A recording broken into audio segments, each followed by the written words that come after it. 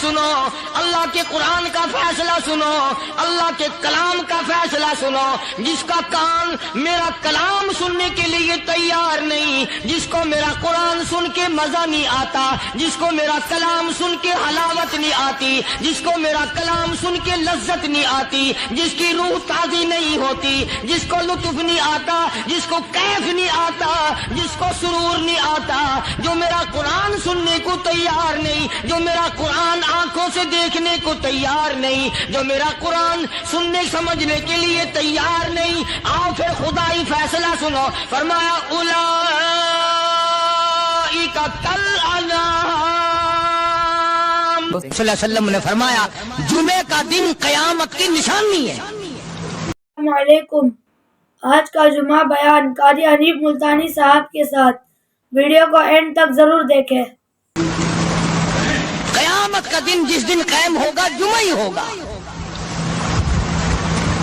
آج جمعہ تفریح کا دن ہے، آج جمعہ جوئے کا دن ہے، آج جمعہ شراب پینے کا دن ہے، آج جمعہ کھیل تماشا بے حیائی بدماشی کا دن لوگوں نے بنا لیا۔ ایک ہمارا ماحول ہے، آپ ذرا توجہ فرمائیں۔ جمعے کے دن فلموں میں رش ہے، جمعے کے دن سینما کے ٹکٹ کا رش ہے، جمعے کے دن VCR بہت زیادہ چلتے ہیں، جمعے کے دن ٹیلی ویژن پہ بڑا رش ہوتا ہے، جمعے کے دن بدماشی ہے، جوا ہے، بے حیائی، زیادہ سے زیادہ بے حیائی جمعے کے دن ہوتی ہے۔ حالانکہ حضور کریم صلی اللہ علیہ وسلم نے فرمایا جمعے کے دن ایک گھڑی ایسی آتی ہے جو مانگو وہی ملتا ہے، جس حال میں کچھ کوئی مشغول ہوگا وہی اس کی زندگی کا مستقل ذریعہ بن جائے گا۔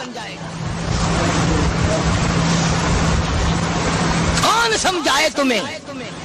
کس کے اندر طاقت اور جرت ہے کہ قوم کے دھارا پھیر سکے اور قوم کے رخ کو پھیر سکے؟ کون پھیر سکتا ہے؟ اس لیے قرآن کریم نے بار بار للکارا اور فرمایا افلم یہد لہم کم اہلکنا قبلہم من القرون۔ کرنے والوں، بدماشی کرنے والوں، بغیرت کمیلوں، باداؤ، جب میرا قہر جوش میں آئے گا پھر ایک دو کو نہیں، پھر بستی کی بستی، ملک کے ملک اجاڑ کے رکھ دوں گا۔ افلم یہد لہم کم اہلکنا قبلہم من القرون۔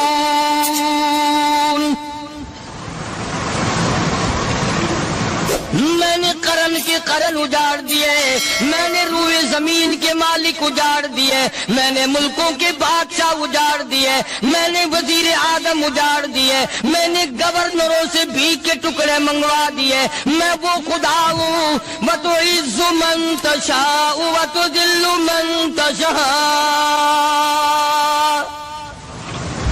بِيَدِكَ الْخَيْرُ إِنَّكَ عَلَى كُلِّ شَيْءٍ قَدِيرٌ۔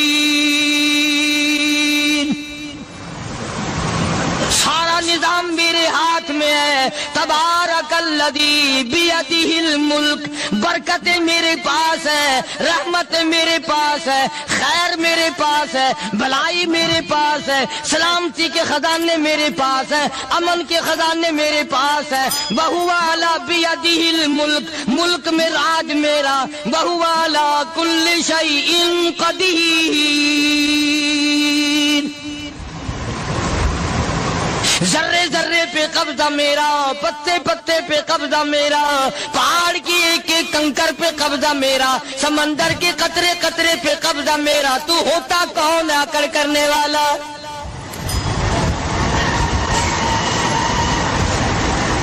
غور نہیں کرتے، سوچتے نہیں ہے کہ کلام الہی ہمیں کیا بتانا چاہتا ہے۔ جناب عثمان رضی اللہ تعالیٰ عنہ فرماتے ہیں او لوگوں، میں نے ساری زندگی گزار دی، اسلام کے بعد جس دن سے میں نے کلمہ پڑھا آخری دم تک کوئی جمعہ ایسا نہیں، کوئی جمعہ ایسا نہیں گزرا اللہ کے نام پر میں نے ایک غلام خرید کے آزاد نہ کیا ہو۔ پہلے لوگ بھی جمعے کے دن درود پاک کی کثرت کرتے تھے، خیرات کیا کرتے تھے کہ 8 دن کا کفارہ ہو جائے۔ اللہ تبارک و تعالی راضی ہو جائے. آج کے دن قیامت آئے گی, نہ جانے میرا کیا حال بنے گا, کن لوگوں میں میرا شمار ہوگا. مدنی کریم صلی اللہ تعالی علیہ وسلم کا دربار لگا ہوا ہے, مجلس ہے آقا مدنی صلی اللہ علیہ وسلم کی. وہ کتنے مقدروں والے جوان تھے جو اپنے محبوب صلی اللہ علیہ وسلم کی مجلس میں بیٹھتے تھے. وہ کتنے خوش بخت اور خوش نصیبے والے لوگ تھے جو اپنے آقا کے سامنے بیٹھتے تھے. حضور کریم صلی اللہ علیہ وسلم نے فرمایا, مجھے 3 چیزوں سے بڑی محبت ہے, 3 چیزیں بڑی پیاری لگتی ہیں, 3 چیزیں دنیا میں بڑی مرغوب ہیں مجھے. فرمایا, ایک نماز میری آنکھوں کی ٹھنڈک ہے. سرکار کی پسندیدہ بات سنو, فرمایا نماز میری آنکھوں کی ٹھنڈک ہے. جو نماز پڑھتا ہے وہ میری آنکھوں کو ٹھنڈا کرتا ہے, جو نماز نہیں پڑھتا کیا مطلب, وہ مجھے رنج دیتا ہے.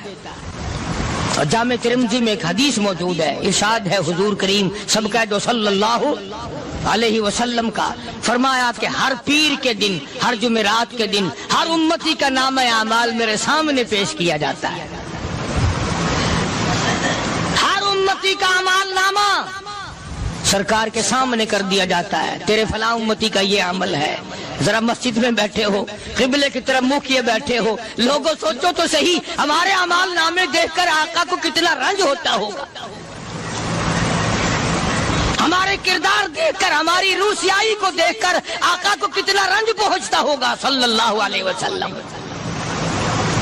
ارے ہم نے حضور کی ذات اقدس کو رنج پہنچایا, پریشانی پہنچائی, تکلیف پہنچائی. پرواہ نہیں کرتے نمازوں کی, نوجوان بھی, بوڑھے بھی, حج کر کے بھی نماز پڑھتے لوگ. اور اب تو ویسے بھی دانا بینا لوگ ہیں. تو آپ نے ارشاد فرمایا کہ میری آنکھوں کی ٹھنڈک نماز میں ہے. 3 چیزیں مجھے پیاری ہیں پوری دنیا میں, 3 چیزیں پسندیدہ ہیں میری. سب سے پہلی فرمایا نماز میری آنکھوں کی ٹھنڈک ہے. قرۃ عینی فی الصلاۃ او کما قال النبی صلی اللہ علیہ وسلم. فرمایا جس امتی کا یہ دل کرے کہ میں نبی کی آنکھ ٹھنڈی ہو, اسے چاہیے کہ نماز پابندی سے پڑھے. دوسرا فرمایا وفادار عورت مجھے بڑی پسند ہے. حضور کریم صلی اللہ علیہ وسلم نے فرمایا وفادار عورت, ہائے ہائے ہماری ماؤں سے زیادہ وفادار کون ہوں گی. جناب عائشہ صدیقہ رضی اللہ تعالیٰ عنہ فرماتی ہیں کالی کملی والے کے گھر میں 3 مہینے چولہے میں آگ نہیں جلتی تھی.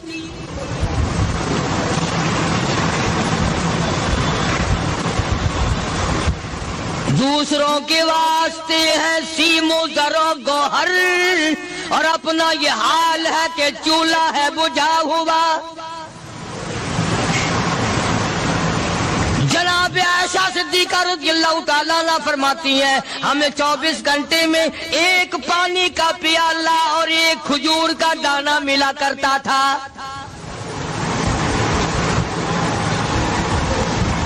کبھی اپنی ماہوں کی خوراک تو دیکھو, خرچہ تو دیکھو. اور اگلی بات سنو تو حیران ہو جاؤ. جناب عائشہ صدیقہ رضی اللہ تعالیٰ عنہ فرماتی ہیں اس پیالے اور کھجور کی قدر بھی تب ہوئی جب وہ بھی نہ ملی.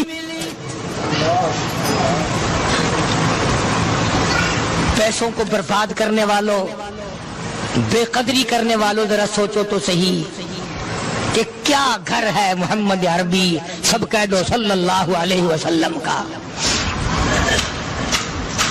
اسی گھر سے خیر و برکت ملی صحابہ کرام کو, لیکن دنیا نہ تھی, بلڈنگ نہ تھی, کوٹھی نہ تھی, بنگلہ نہ تھا, چہل پہل نہ تھی. اچھا ایک بات اور آج یاد کر کے لے جاؤ, یہ تو مجبوری ہوئی نا, یہ تو ایک مجبوری ہوئی, پریشانی ہوئی, محتاجی ہوئی کہ پانی کا 1 پیالہ اور 1 کھجور کا دانہ ملتا تھا. اور اگلی بات سنو تو حیران ہو جاؤ, مجبوری اور چیز ہے, اختیار سے کرنا اور چیز ہے. جناب فاروق اعظم رضی اللہ تعالیٰ عنہ کی حکومت ہے. عائشہ صدیقہ رضی اللہ تعالیٰ عنہ سال کا خرچہ 12,000 روپیہ بوری میں بھر کر حضرت عمر نے حضرت عائشہ کے گھر پہنچا دیا. لو تمہارا یہ سال کا خرچہ آ گیا. سال کا خرچہ حضرت عمر رضی اللہ تعالیٰ عنہ نے جناب عائشہ صدیقہ رضی اللہ تعالیٰ عنہ کے پاس بھیجا. اتنا بڑا بورا بھر کر آیا. اللہ غنی، بجائے خوش ہونے کے، بجائے مچلنے کے، بجائے فخر کرنے کے، اپنی خادمہ سے فرمانے لگی. حضرت عائشہ خادمہ سے فرمانے لگی میں نے تو اپنے محبوب صلی اللہ علیہ وسلم کے پیٹ پہ پتھر دیکھے، میں نے تو کالی کملی والے کو فاقے کرتے دیکھا. خادمہ سے فرمانے لگی اس بوری کے اور میرے درمیان میں کپڑا لٹکا دے، میری آنکھ دیکھنا گوارا نہیں کرتی، میری آنکھ دیکھنا بھی گوارا نہیں کرتی. اس نے کپڑا لٹکا دیا.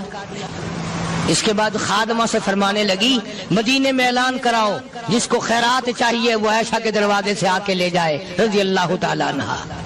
سارے مدینے میں اعلان ہوگا خیرات لینے والے آ جاؤ. شیئر ضرور کریں. ایک اور بات تھی اس وقت میں، ضرورت مند جاتا تھا، یہ نہیں کہ ٹیبک میں ہزاروں روپیہ پڑا ہوا پھر بھی مانگ کے کھانا ہے، جیب میں ہزاروں روپیہ پھر بھی مانگنا ہے، پلے سے نہیں کھانا.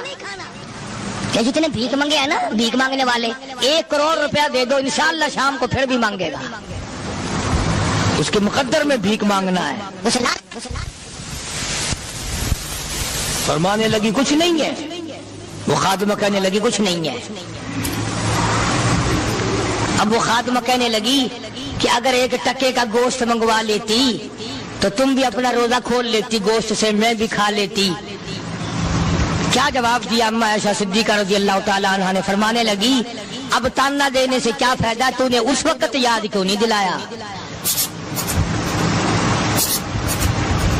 اس لیے میں نے یہ واقعہ سنا دیا کہ پہلی بات سن کر کے تو آپ لوگوں کے دل میں بھی یہ بات آئی ہے نا کہ جی مجبوری ہے، چوری تو وہ کرنے سے رہی بیچاری، پریشانی جو ہوئی، غربت جو ہوئی، تنگی جو ہوئی، چلو پانی کا پیالے پہ گزر کیا. اور نہیں، یہ حضرات اختیاری بھی فاقہ کرتے تھے. اب 12,000 آیا اور افطار کرنے کے لیے چھچوا رہے، کھجور بھی نہیں.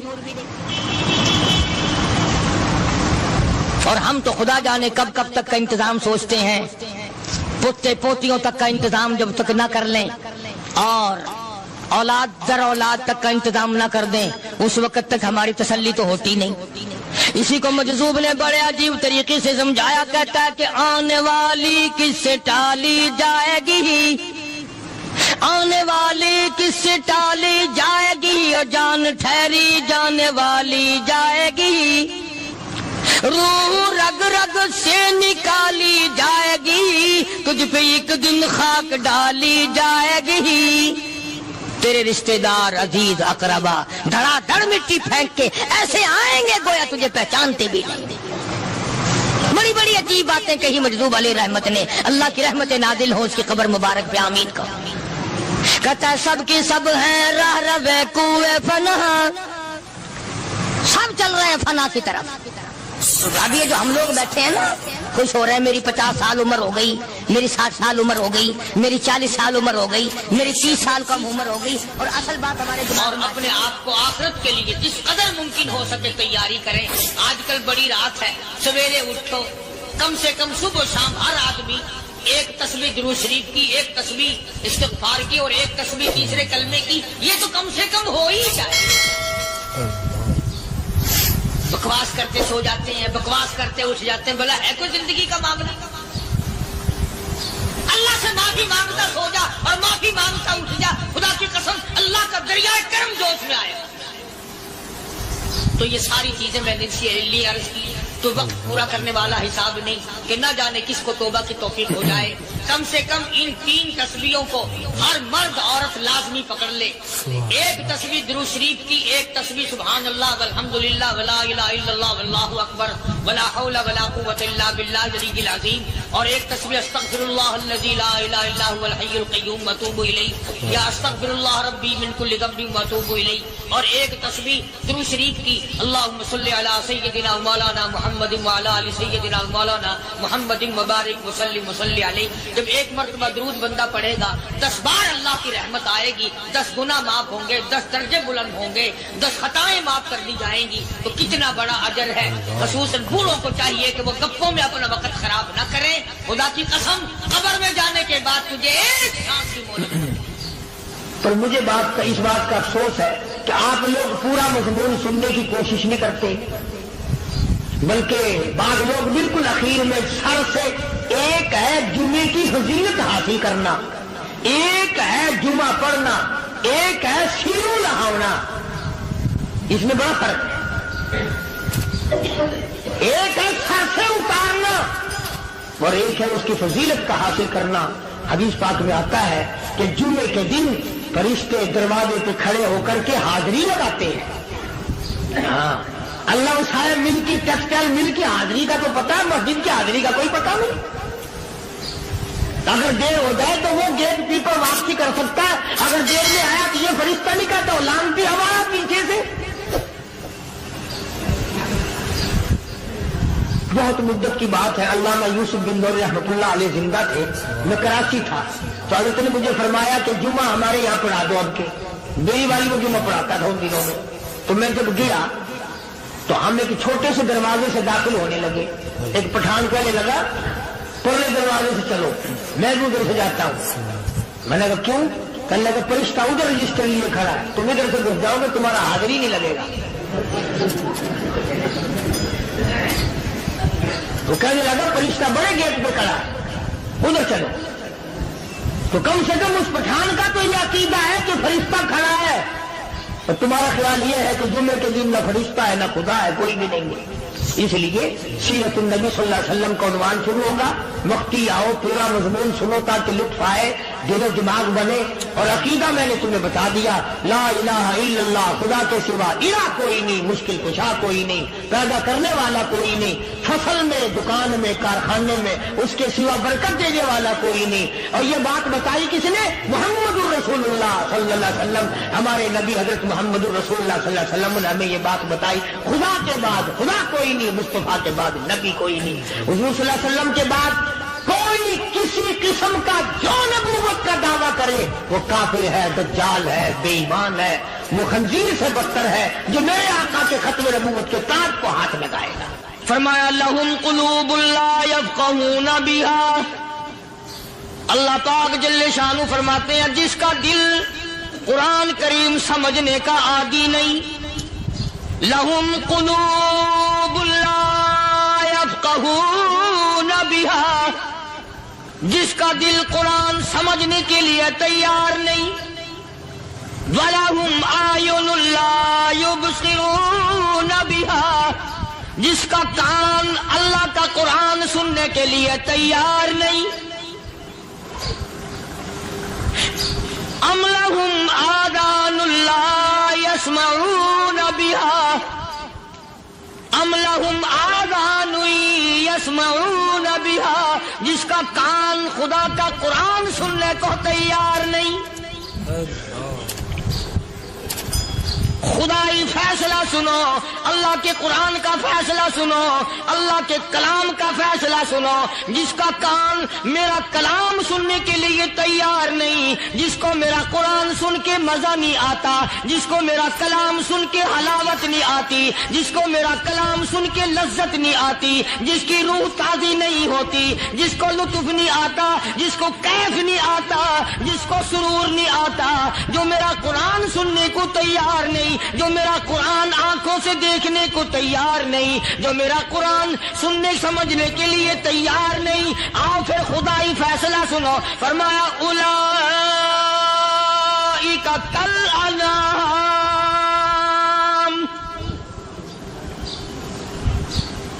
میرا فیصلہ نہیں، کسی پارٹی کا فیصلہ نہیں، کسی فرقے کا نہیں، کسی طبقے کا نہیں، کسی جماعت کا نہیں. فرمایا اولئک الانعام. پیدا کرنے والا مالک و خالق کہتا ہے مجھے اپنی کبریائی کی قسم یہ سارے جانور ہیں.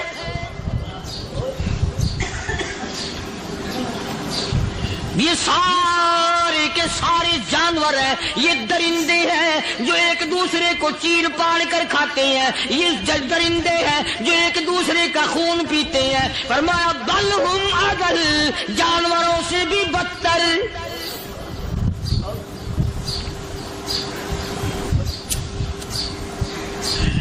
جس کے دل میں قرآن سن کر ترس نہیں، جس دل میں رحم نہیں، اپنے سے کمزور دیکھ کر جس کے دل میں شفقت نہیں، مہربانی کا مادہ نہیں.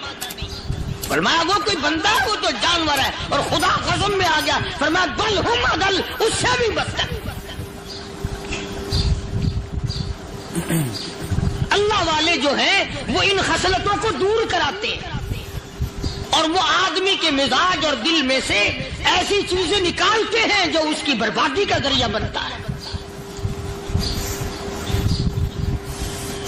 دل کی بیماریوں کا کسی کو فکر نہیں. بخار ہو جائے آپ چڑھ جائے آپ کو پتہ چل جاتا ہے، نزلہ ہو جائے آپ کو پتہ چل جاتا ہے، کھانسی ہو جائے پتہ چل جاتا ہے. دل کی بیماریوں کا کیا پتہ چلے؟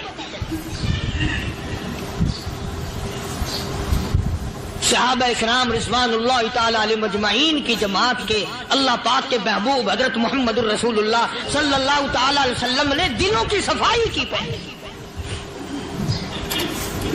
پہلے لوگ جھونپڑیوں میں کچے کوٹھوں میں رہتے تھے، نہ اتنی صفائی تھی نہ اتنی ترقی تھی. آج برتنوں کی صفائی دیکھو، کپڑوں کی صفائی دیکھو، مکان کی صفائی دیکھو، رات دن بس اسی دھندے میں لگے ہوئے. سارا دن برتن دھونے سے فرصت نہیں، سارا دن کپڑوں کے بناؤ اور سنوار میں فرصت نہیں. تو اللہ والے ایسے موقع پر بڑی عجیب بات کہتے ہیں. وہی مجذوب ہے، مجذوب علی رحمت کہتے ہیں بظاہر تو ہر شے میں بے حد صفائی، بظاہر تو ہر شے میں بے حد صفائی، مگر دل میں ہے گندگی انتہائی.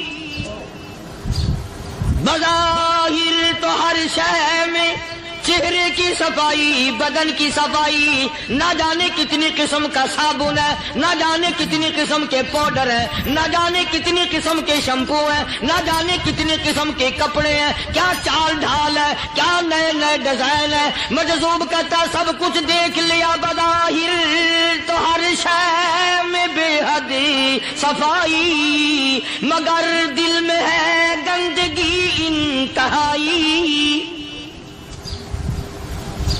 جس یار کی بیٹھک میں بیٹھ کے کھانا کھایا، جس رشتہ دار کی بیٹھک میں بیٹھ کے کھانا کھایا، اسی کی بہن کو دیکھ کر آبرو پہ ڈاکہ ڈالنے کا پروگرام ہے. جس دوست کے گھر میں بیٹھ کے کھانا کھایا، اسی دوست کی بیوی کی عزت لوٹنے کا پروگرام ہے. پرانے زمانے میں اب بھی دلی جیسے شہر میں اگر دعوت کی جاتی ہے تو وہاں ایک تشتری میں نمک آتا ہے سب سے پہلے. عرب میں بھی دستور تھا پرانے زمانے میں، اگر کوئی دعوت کرتا، کوئی تقریب کرتا، سب سے پہلے نمک آتا تھا. ایک ایک انگلی ہر شخص نمک چاٹتا تھا. کیا مطلب؟ جس نے نمک چاٹ لیا اب وہ نمک حرامی نہیں بنے گا. اس گھر میں چوری کرنا، اس گھر کی آبرو کا غلط تصور لانا، اس گھر کے مال میں خیانت کرنا وہ حرام سمجھتا تھا جس گھر کا میں نے نمک چکھ لیا. اور مسلمانوں کی بات نہیں، ہندوؤں کی بھی یہ باتیں تھی. مولانا محمد علی صاحب جلندری سب قید رحمت اللہ علیہ فرمایا کرتے تھے کہ ایک سکھ تھا بہت بڑا ڈاکو. مسلمان اور ہندو مل کر اس کو ساتھ ملا کر کے لے گئے کہ یہاں اس گاؤں میں اس پنڈ میں ڈاکہ ڈالے. سفر کر کے گئے، تکلیف اٹھا کے گئے. اس سکھ ڈاکو نے پوچھ لیا کہ یہ کون سا گاؤں ہے کہ یہ فلانا ہے. اچھا سارے کے سارے یہ تلاش کرو، یہ سوچ بچار کرو अपने पिंड की, अपने इलाके की, किसी मुसलमान की, किसी हिंदू की, किसी सिख की, किसी चूड़े चमार की इस गांव में लड़की तो नहीं। हमारे यहां से कोई लड़की तो शादी होके यहां नहीं आई हुई। उन सारों में से कहने लगा कि हमारे भंगी की लड़की जमादार की यहाँ आई हुई है। कहने लगा वापिस चलो, बेटी बेटी है, चाहे भंगी की हो या नवाब की हो। अरे कल बेटी का डोला दिया था कि धक्का डालेंगे, शर्म नहीं आएगी?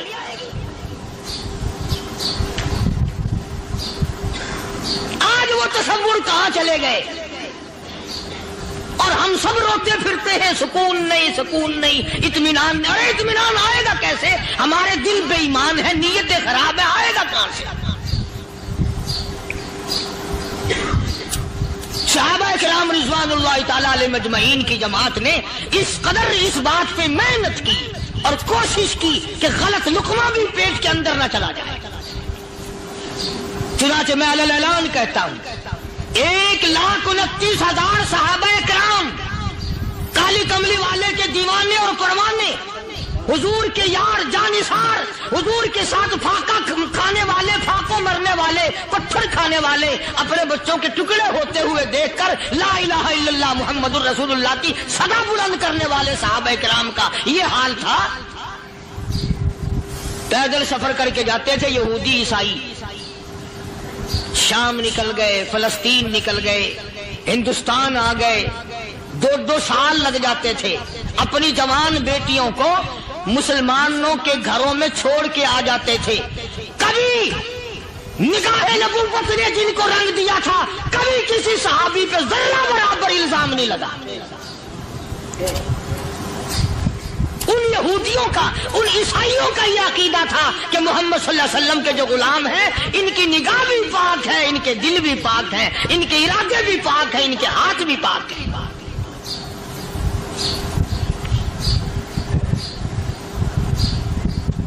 मिस्र के गवर्नर ने, मिस्र के जनरल कर्नल ने खत लिखा सैयदना फारूक आजम रज़ी अल्लाह ताला अन्हु की खिदमत में।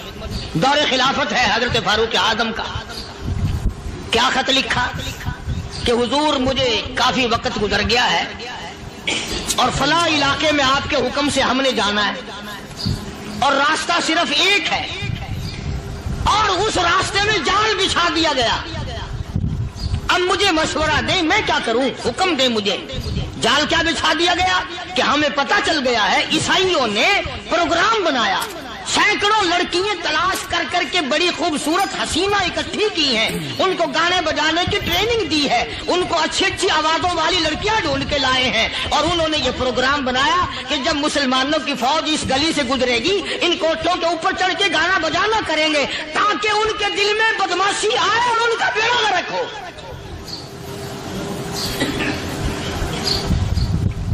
कभी काफिर का यह अकीदा था कि मुसलमान का दिल बिगड़ा तो ये गया, इसकी नीयत में खराबी आई और ये तबाह हुआ।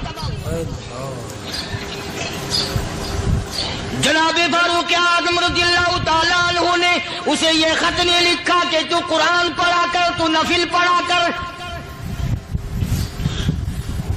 अमीरुल मोमिनीन खलीफतुल मुस्लिमीन सैयदना फारूक आज़म रज़ियल्लाहु ताला अन्हु ने अपने जनरल कर्नल को खत लिखा कि इसमें लंबी चौड़ी फिक्र की कोई बात नहीं, इसमें कोई परेशानी वाली बात नहीं, कोई सोचो विचार वाली बात नहीं। सारे तेरी फौज में, तेरी कमान में मुसलमान है, सबको इकट्ठा कर ले, सारों को इकट्ठा करके कुरान करीम के सूरत नूर की 2 आयतें सुना दे।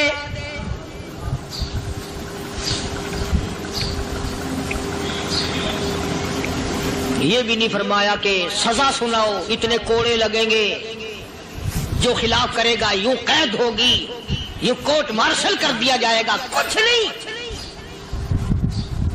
जनाबे फारूक आज़म रज़ियल्लाहु ताला अन्हु की राय देखो, उनके ख्याल में कुरान करीम में इतनी बड़ी ताकत है, इतनी बड़ी अजमत है, इतनी बड़ी करामत है, कलाम इलाही में इतना बड़ा शरफ है। ऐलान कर दिया, फरमाया अपने कर्नल को सारी फौज को, लश्कर को इकट्ठा करके कुरान करीम की फुला फुला आयत सुना दे।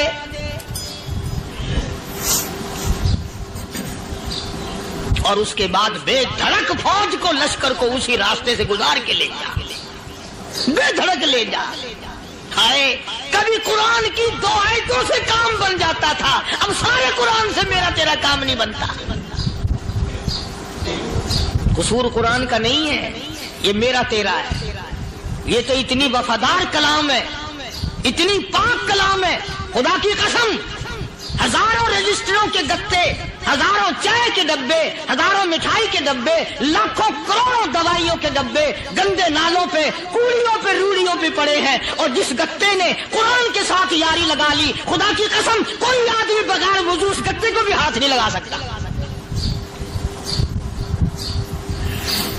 ہزاروں نہیں لاکھوں کپڑے مارکیٹ میں پڑے، پر جس کپڑے نے قرآن سے یاری لگا لی، جو کپڑا جسدان بن کر قرآن پہ چڑھ گیا، لوگ اس کو بھی چومتے ہیں، اور چومنا چاہیے.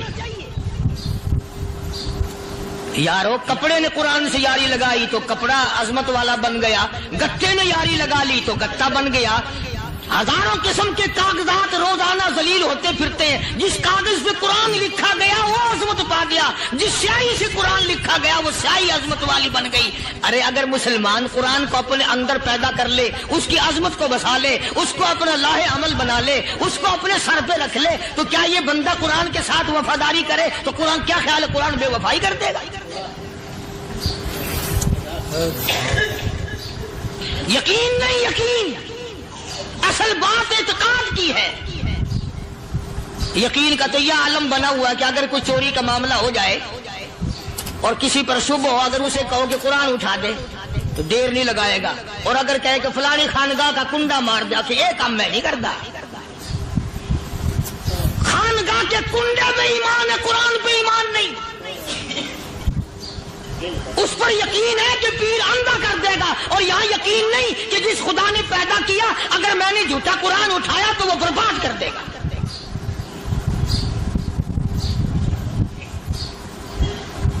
عجیب عجیب لوگ. چنانچہ مصر کے کرنل نے، مصر کے جنرل نے ساری فوج کو اکٹھا کر لیا. اس نے بھی یہ بات تو نہیں کہی کہ فاروق اعظم کو دوبارہ خط لکھتا کہ حضرت یہ تو 2 آیتیں آپ نے لکھی، یہ تو سارا قرآن روز پڑھتے ہیں، پر بنے گا کیا؟ جیسے فاروق اعظم کا یقین تھا، فاروق اعظم کی فوج کے کرنل کا بھی یقین ہے، فاروق اعظم کے فوج کے جنرل کا بھی یقین ہے. اس نے ساری فوج کو اکٹھا کیا، لشکر کو جمع کیا، اور اس کے بعد کہنے لگا قل للمؤمنین یغضوا من ابصارکم وَيَعْفَضُوا فُرُوجَهُمْ ذَلِكَ أَزْكَىٰ لَهُمْ إِنَّ اللَّهَ خَبِيرٌ بِمَا يَصْنَعُونَ. او لوگو، خدا تمہیں کہتا ہے اپنی آنکھوں کی حفاظت کرو. اگر تمہاری نظریں غلط جگہ پڑی، اپنی عزت کی حفاظت کرو، اپنی آبرو کی حفاظت کرو. اگر غلط نظریں پڑی، غلط استعمال ہوئی، ان اللہ خبیر بما یصنعون.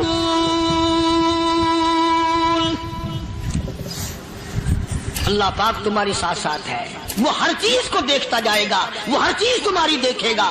چنانچہ تاریخ شاہد ہے، ابن حشام نے لکھا ہے، ابن خلدون نے لکھا ہے، اور کئی مورخین نے لکھا ہے کہ جب مسلمان جنرل نے، مسلمان کرنل نے اپنی فوج کو قرآن کی 2 آیتیں سنائی اور اس کے بعد حکم دیا چلو، تمام کا تمام لشکر چل رہا ہے. ادھر ڈھول بجا، دھماکے بجے، گانا شروع ہوا، گانا بجانا شروع ہوا، ساری فوج نکل گئی، سارا لشکر چلا گیا. لڑکیوں نے دیکھا کہ یہ تو ختم ہو گئے، نیچے آواز دے کے کہنے لگی اور جانے والوں یہ ساری فوج کئی اندھوں کی فوج تو نہیں.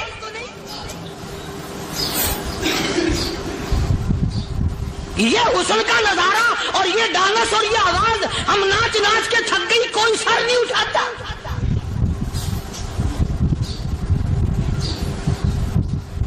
اور آج دیکھ لیں آپ، ہر گھر کے اوپر وہ لگا ہوا ہے ایریل، لعنت کا ایریل لگا ہوا ہے، لعنت کا ایریل. حاجیو تم کیا کہتے ہو کہ ہمارے گھر کا اس میں کیا بگڑے گا؟ خدا کی قسم وہ بگڑتا ہے، وہ دیمک لگتی ہے، وہ تباہی پھرتی ہے، تمہیں پتہ بھی نہیں چلتا. تم نے کیا سوچ رکھا ہے؟ مسلمان کرنل کے حکم پہ ساری فوج نکل گئی. ناچنے والی گانے والی لڑکیاں عیسائیوں کی حیران ہیں. کیا ہوا؟ لاکھوں کی تعداد میں فوج گزر گئی، کوئی نگاہ اٹھا کے نہیں دیکھتا. ایک مسلمان سپاہی گزرتا گزرتا نیچی نظریں کیے کہنے لگا سر کیسے اٹھائے، نگاہ کیسے کوئی اٹھائے گا؟ یہ سارے کے سارے اللہ کا قرآن سن کر آئے ہیں.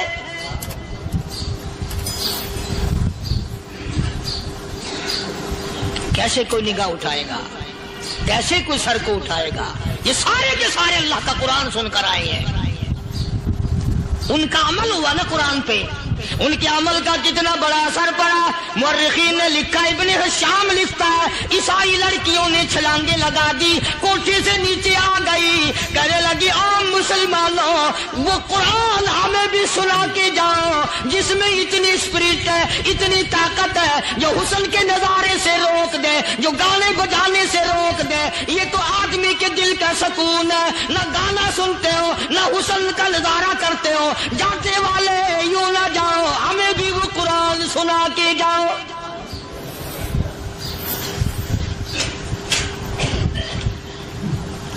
اس قرآن میں کتنی بڑی طاقت ہے، وہ کتنی عظمت ہوگی اس میں، اس کلام میں کتنی برکت ہوگی، جس کلام میں یہ تاثیر ہے کہ وہ ایسی ایسی چیزوں سے روک دیتا ہے. چنانچہ ایک مسلمان سپاہی چلتا بھی جاتا ہے اور کہنے لگا وَقُلْ لِلْمُؤْمِنِينَ وَقُلْ لِلْمُؤْمِنِينَ. قرآن کی آیت پڑھ کے سنائی. سینکڑوں نہیں بے شمار لڑکیاں ایک مسلمان کی زبان سے اللہ کا قرآن سن کے کہنے لگی اور جانے والوں چھوڑ کے نہ جاؤ، ہمیں بھی کلمہ پڑھاؤ.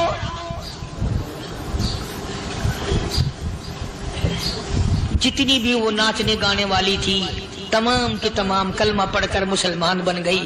اور مورخین نے لکھا ہے آخری دم تک قرآن کی شیدائی اور دیوانی بن کے گزری ہے. پھر وہ لڑکیاں جو رات دن حسن و جمال کا پیکر بنی رہتی تھی، علماء نے لکھا ہے جب موت آئی ایک ایک کے بدن میں کپڑے لباس میں موت آئی تو 50-50 ٹاکی لگی ہوئی.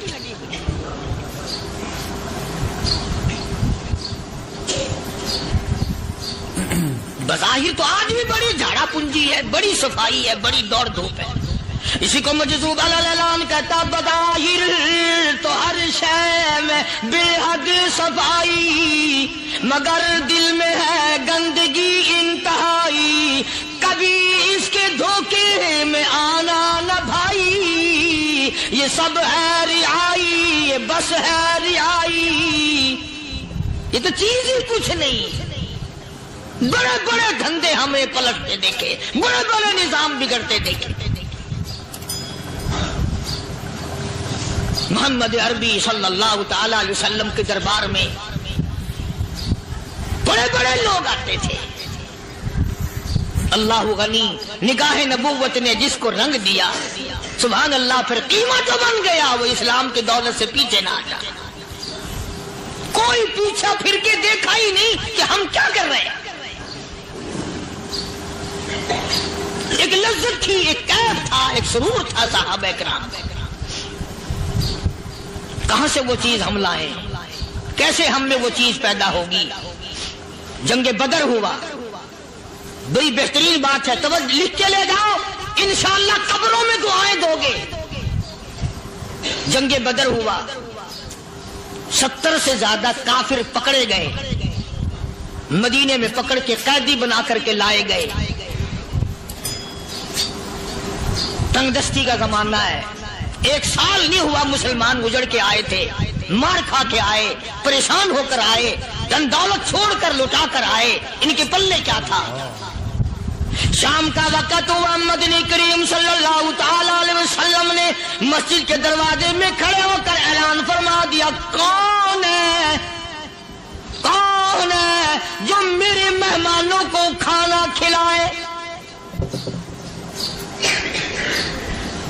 اور وہ مہمان کوئی شہنشاہ نہیں تھے، ہیں بھی کافر، ہیں بھی اسلام کے دشمن، آئے بھی صحابہ کرام کو مارنے، میدان جنگ سے پکڑ کے لائے گئے، جنگی قیدی ہیں۔ اس نبی کی طرف کبھی منہ کیا کر جس نبی کا تو غلام ہے، امتی بڑا پھرتا ہے۔ فرمایا کون ہے جو میرے مہمانوں کو کھانا کھلائے؟ صحابہ کرام میں سے کسی نے 2 پکڑ لیے، کسی نے 1 کو ساتھ لے لیا۔ ایک بنادار سا غریب سا صحابی ہے، اس نے ساتھ لے لیا ایک مہمان اور گھر لے کے گیا۔ بیوی کو کہنے لگا کہ کھانا کتنا ہے؟ کہ بس 1 آدمی جوگا ہے، 1 آدمی کی کافی ہوگا۔ کان میں کہنے لگا اپنی بیوی کے، دستور تھا عرب کا، مہمان اور میزبان اکٹھے کھایا کرتے تھے۔ اپنی گھر والی کے کان میں کہنے لگا کہ اس کے آگے کھانا رکھ دیں گے مہمان کے، جب یہ کھانا شروع کر دے گا کسی بہانے سے دیوا بجھا دیو، میں یوں ہی منہ کو خالی ہلاتا رہوں گا، یہ کھانا کھا لے گا، پیٹ بھر جائے گا اس کا۔ چنانچہ کھانا آگے رکھ دیا، جو کچھ بھی تھا۔ اس نے کھانا شروع کیا کہ جی آپ بھی کھائیں، کہ ہاں ہاں میں بھی کھا رہا ہوں۔ بس یوں ہی کھانے میں بھی ہاتھ لگائے، منہ کو بھی ہاتھ لگائے اور منہ کو چلائے بھی برابر۔ بیوی نے چراغ بجھا دیا۔ یہ عمل تو صحابی کر رہا ہے اپنے گھر میں۔ ادھر قرآن کریم نازل ہو گیا محمد کریم صلی اللہ علیہ وسلم کی ذات پہ، فرمایا وَيُؤْثِرُونَ عَلَىٰ أَنفُسِهِمْ وَلَوْ كَانَ بِهِمْ خَصَاصَةٌ وَمَن يُوقَ شُحَّ نَفْسِهِ فَأُولَٰئِكَ هُمُ الْمُفْلِحُونَ۔ اور میرے محبوب مبارک ہو، تیری امت میں ایسے لوگ بھی ہیں جو اپنا منہ خالی ہلا رہا ہے، بیوی بھوکی بیٹھی ہے، چراغ بجھائے بیٹھی ہے اور اپنے ہاتھ کو خالی چلا رہا ہے اور میرے بندے کا پیٹ بھر رہا ہے۔ اور میرے محبوب مجھے اپنی عظمت کی قسم، میں تیری ان دیوانوں پہ جنت واجب کر چکا۔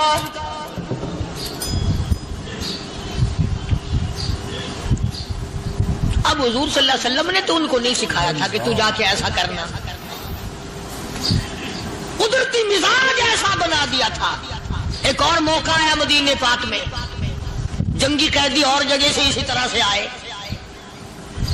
ایک صحابی ایک اور آدمی کو، جنگی قیدی کو کافر میں گھر لے گیا۔ بیوی کہنے لگی کہ 1 ہی آدمی کا کھانا ہے بس، انہوں نے کہا اس کو دے دو۔ وہ کافر جنگی قیدی کہنے لگا جی آپ بھی کھائیں، کہنے لگا بھی بات ہے صاف، 1 آدمی کا کھانا ہے، تو کھانا کھا، میں درخت کے پتے چبا لیتا ہوں۔ وہ کہنے لگا میں کھاؤں گا پتے۔ انہوں نے کہا تو رئیس آدمی ہے مکے کا، میں پرانا غریب ہوں، مجھے پتے چبانے کی عادت ہے، تیرے پیٹ میں درد نہ ہو جائے، میں عادی ہوں پتے چبانے کا۔ اس نے پتے چبا لیے۔ کافر مسافر اور مہمان جو تھا جنگی قیدی، اس کو کھانا کھلا دیا۔ دوسرے دن پھر ایسی نوبت آئی، اس نے کہا آپ بھی میرے ساتھ کھانا کھائیں؟ میں کہا نہیں بھائی تو کھا، میں پتے چبانے کا عادی ہوں۔ 2 دن تو اس کافر نے کھانا کھا لیا، اور جب تیسرے دن اس کے آگے کھانا آیا، انہوں نے کہا بھائی تو ہی کھا، بس اتنا ہی کھانا ہے، میں تو میاں بیوی ہم تو پتے چبا لیں گے۔ اور کہنے لگا مدینے والوں تم خود پتے چباتے ہو، دشمنوں کو کھانا کھلاتے ہو، آج میری بھی ایک شرط ہے، پہلے کلمہ پڑھا پھر کھانا کھلا۔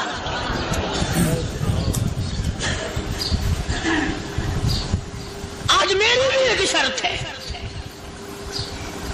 2 دن کے عمل نے کفر کو مٹا دیا، اسلام چمک گیا۔ 2 دن کے عمل نے، میرا تیرا 60 سال کا عمل ہے، کبھی کسی کافر کو مسلمان بنایا؟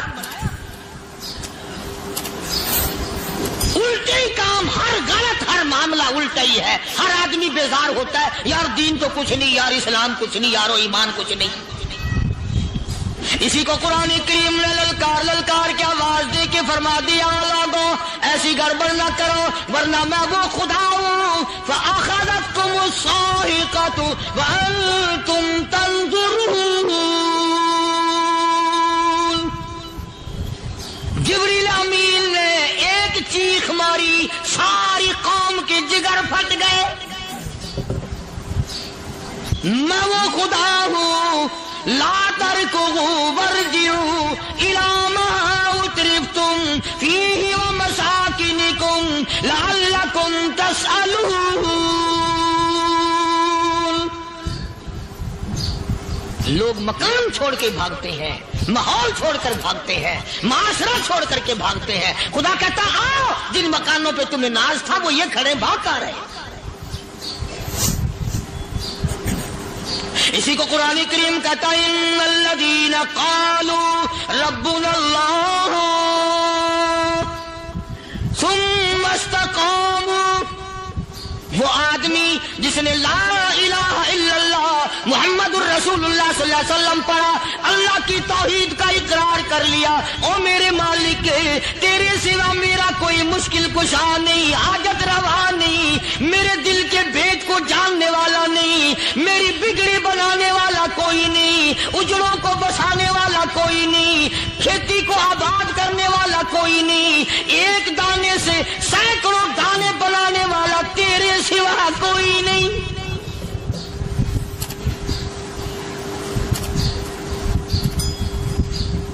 کھیتوں میں جاؤ،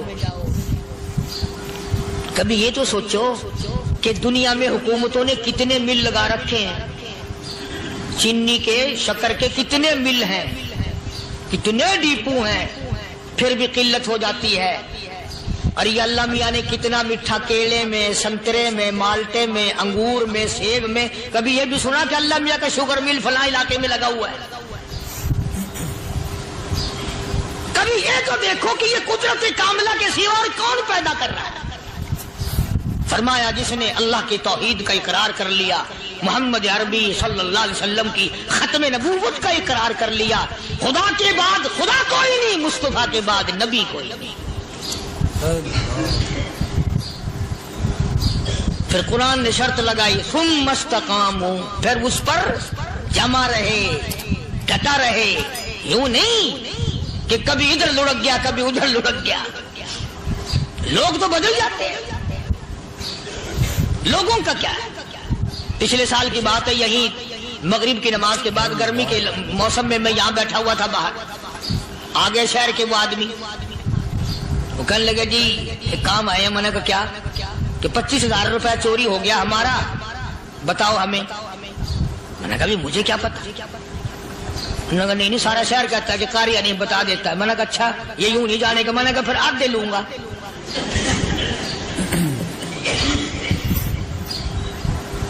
25,000 گم ہوئے ہیں نا، 12.5 میرے 12.5 تمہارے.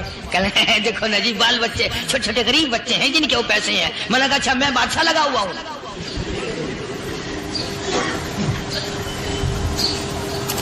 انہوں نے کہا جی سودا مہنگا. میں نے کہا پھر کہیں اور چلے جاؤ. جتنا میں نے سمجھایا نہیں ماننا کہ اگر ہمیں یوں پتہ چل جائے مولویوں کو ولیوں کو تو پھر یہ لاکھوں کروڑوں پولیس والے رکھنے کی ضرورت ہے بھلا؟ اتنی بڑی فوج کا رکھ کر کیا کریں گے ہم؟ اربوں روپیہ فوج کا خرچہ ہے. 2 ولی، ایک ولی کو اس بارڈر پہ بٹھا دیں گے، ایک ولی کو اس بارڈر پہ بٹھا دیں گے. پھر ہم بڑھانا دیں گے اولیاء کرام رجمت. ذہنیت مری گئی، سمجھ نہیں پاتے، دین کے قریب نہیں آتے لوگ، سمجھتے نہیں. فرمایا ثم استقاموا تتنزل علیہم الملائکۃ الا تخافوا ولا تحزنوا وابشروا بالجنہ التی کنتم توعدون.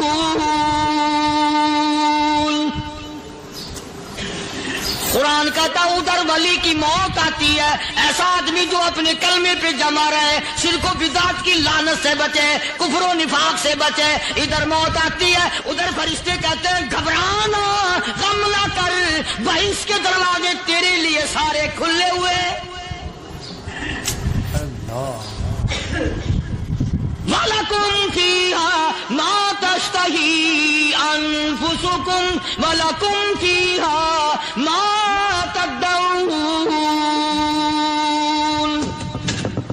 فرمایا ہم تمہاری ہر اس تمنا کو پورا کریں گے، ہر اس آرزو کو پورا کریں گے. جو مانگو گے وہی ملے گا، جو کہو گے وہی دیا جائے گا.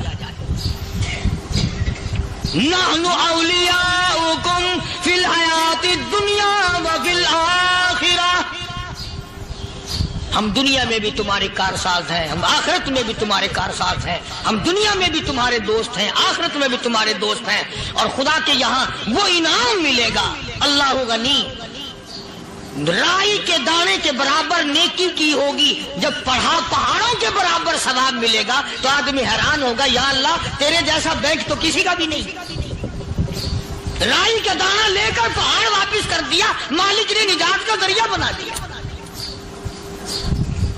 فرمایا نزلا من غفور رحیم، یہ مہمانی ہے پروردگار عالم کی طرف سے۔ قرآن اعلان کر کر کے کہتا وبالاسحار ہم یستغفرون،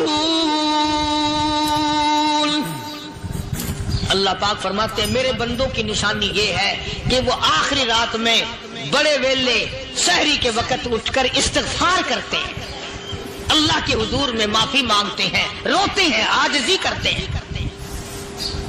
کہتا کہ ایک تڑپ سی دل میں امنگتی ہے، ایک درد جگر میں ہوتا ہے، ایک تڑپ سی دل میں امنگتی ہے، ایک درد جگر میں ہوتا ہے، ہم رات کو رویا کرتے ہیں جب سارا عالم سوتا ہے۔ سب لوگ سوئے ہوئے ہوں اور اللہ کا دروازہ کھٹکھٹا، اندھیرے میں مالک کائنات کے سامنے جھولی پھیلا، اپنی بگڑی کا سوال کر، اپنی مشکلات اس مالک کے سامنے پیش کر جو سارے جہان کا خالق و مالک ہے۔ عقیدہ بھی بناؤ، اعمال بھی بدلو، مزاج بدلو، طبیعتوں میں انقلاب لاؤ، اور لوگوں ان گھروں کو مسلمانوں والے گھر بناؤ۔ تم برا مان کے جاؤ یا بھلا مان کے جاؤ، میں اپنے عقیدے کی بات کو چھپاتا نہیں۔ جس گھر میں کوئی مرد عورت قرآن کے کھولنے والا نہیں، میں اس گھر کو مسلمان کا گھر نہیں کہتا، وہ چوڑے اور کرار اور سکھ کا گھر ہے۔ تمہیں یہ سکھایا کس نے ہے کہ مرنے کے بعد قرآن پڑھا جاتا ہے اور ساری زندگی میں نہیں پڑھا جاتا؟ یہ قرآن مردوں کے لیے تھوڑی آیا، یہ زندوں کے لیے آیا۔ حدیث پاک میں آتا ہے حضور کریم صلی اللہ علیہ وسلم نے فرمایا، عیسیٰ علیہ السلام ایک قبرستان سے گزرے، گورستان سے گزرے تو ایک قبر کو دیکھا، وہ نبی ایسا تھا، اس کے معجزات ایسے تھے۔ قبر میں دیکھا تو ایک بڑھیا جل رہی ہے، سڑ رہی ہے، تباہ ہو رہی ہے، رو رہی ہے۔ تو عیسیٰ علیہ السلام پناہ کر کے وہاں سے گزر گئے۔ چند دنوں کے بعد جو اسی قبر کے پاس سے گزرے تو عیسیٰ علیہ السلام کو دھیان آیا کہ اس قبر میں ایک بڑھیا بڑی عذاب بھگت رہی تھی، مگر اس دن جو دیکھا وہ تو عیش میں بیٹھی ہے، تخت میں بیٹھی آرام کر رہی ہے۔ سیدنا عیسیٰ علیہ السلام نے اللہ پاک سے سوال کر دیا، الہی مرنے کے بعد تو آدمی کوئی نیکی بھی نہیں کر سکتا، اس نے کیا کر لیا کہ اس کا سارا نظام بدل گیا؟ آواز آئی، اے عیسیٰ لکھ کے لے جاؤ یہ بات، حضور کا فرمان ہے۔ فرمایا، اے عیسیٰ، اس مائی کے چھوٹے سے پوتے نے استاد کے پاس جا کر کے پڑھا بسم اللہ الرحمن الرحیم، اس ننھے سے منہ سے، چھوٹے سے منہ سے جب یہ لفظ نکلا، اے اللہ تو بڑا مہربان ہے، تو بڑا کریم ہے۔